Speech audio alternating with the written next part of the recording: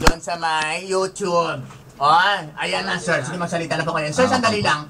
20,000 sa mananalo. Apa. At ang mananalo din na school represent, kung saan galing yung dancers, 20,000 din. Sa school, para doon sa school. May nasa isip si Mariposa. Magpapatayo ka ng school? Ote! Ay, huwag kang ganyan, ha? Ay, naku, late ka na. Kailangan yung school existing ng 10 years, sir. Dapat lagay mo yan. Sige po, sir. Ano pa po? Yung second prize naman natin, 15,000. Tapos third prize, 10,000. Saka dalawang consolation prize na 5,000 each. Apo. Alam mo, Mariposa, maganda na. Magpatayo lang tayo ng dance group nating dalawa. Oo nga. Di ba? Oo. At saka siyempre, ang school na i-represent natin yung taga sa Manila na lang. Di ba doon tayo nag-aaral sa Manila Zoo? Yes! Okay, sir. Ano pa po? Saka dito sa team category, same din.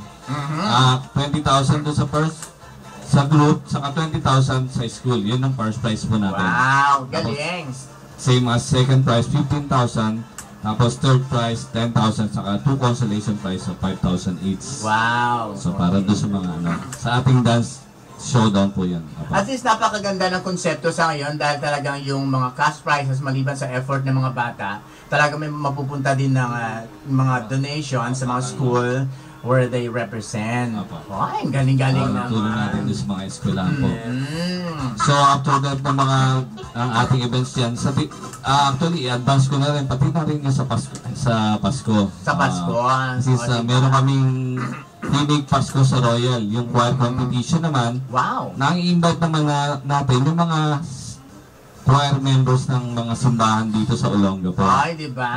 Invite naman natin sila. So, ito yung magpapalabas din kami ng mga flyers dito para follow na lang yung mechanics kasi hindi pa natin na no? Tapos ang ating premium po naman dito, yung first place, trophy plus 30,000 gift certificate. Ay, di ba? Galing-galing Mariposa. Yung second place natin, trophy, saka 20,000 gift certificate. Yung third place, 10,000 GC plus a trophy. Tapos yung runner-up natin na 5,000 worth of gift certificate. Ay! Subanels, ang galing ng Royal Subi. Yes.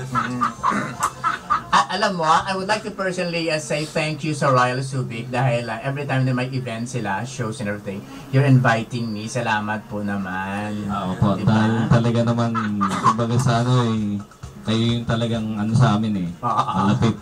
At saka alam mo, na-touch ako nung kinuha nyo ako noon that you're supposed to get, I think Cave Rosas. Yes.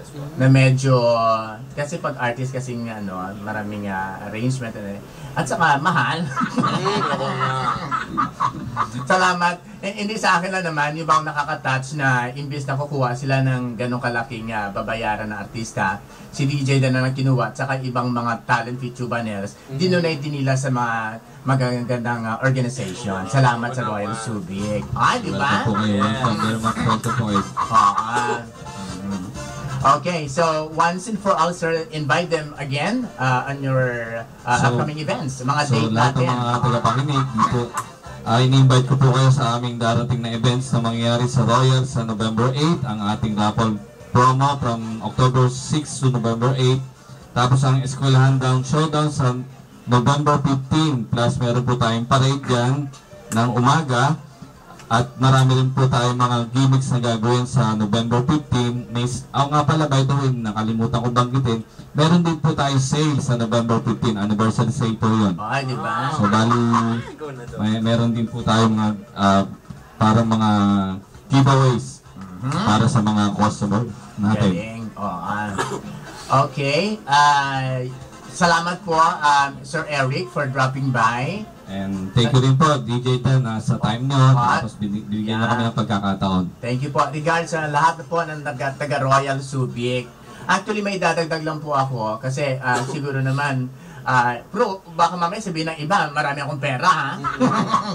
Kasi talagang namamalengke naman talaga ako sa Royal Subic. Kung hindi siya once a month, twice a month, ganun, pag may nandun yung budget ko, whatever.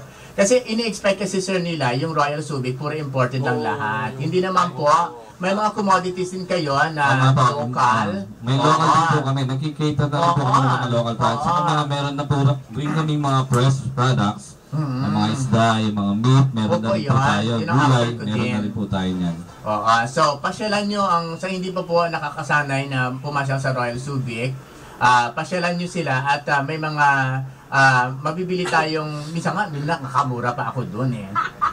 Dahil sa mga buy one take one ninyo. Doon lang ako mariposa sa buy one take one lang ako. Diba? So thank you so much sir for dropping by. Regards po sa lahat ng Royal Subic. Okay, thank you very much. Ay, ayan. Magpapatugtog muna po ako mga kaibigan ng isang awitin at pipirma muna ako ng kontratang 90,000. Ay, ito para sa aking boyfriend. Ay, boyfriend, sorry. Wala akong boyfriend, ha? Wala na siya. May sarili ng parlor. Bakla na rin. Okay, you know on.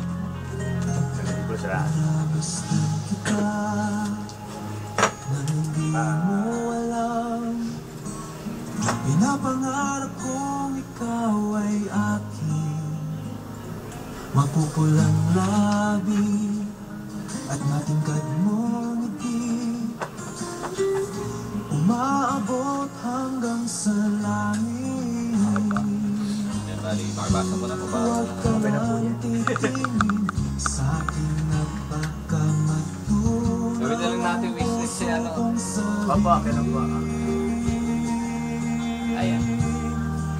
Sa iyong ngiti, ako'y nahuhumaling, at sa tuwing ikaw ay Gawin na lang kita isang witness para